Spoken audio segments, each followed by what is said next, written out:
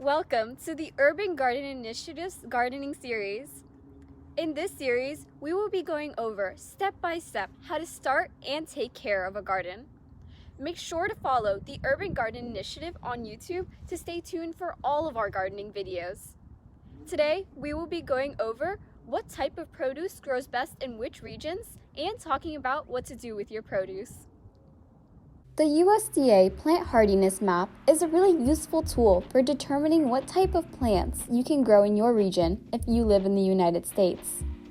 If you're outside of the US, you can look up the Plant Hardiness Map for your country. Using the USDA map, you can navigate to your state or type in your zip code and examine what zone you live in. For example, if you lived in Dover, Delaware, or the zip code 19901, you can see that you live in Zone 7A. Now, you can look up Zone 7 plants and see what you can grow based on where you live. When deciding what plants to grow, try to opt for native species because they're already adapted to the local climate and soil conditions where they naturally occur.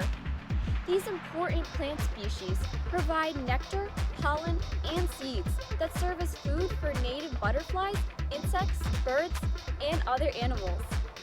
You can look up your state or region to find out the native species in your area. You can use websites like the Native Plant Finder to help you. With this information, you can start thinking about choosing where to start your garden, which we will be covering in the next video. Thanks for watching!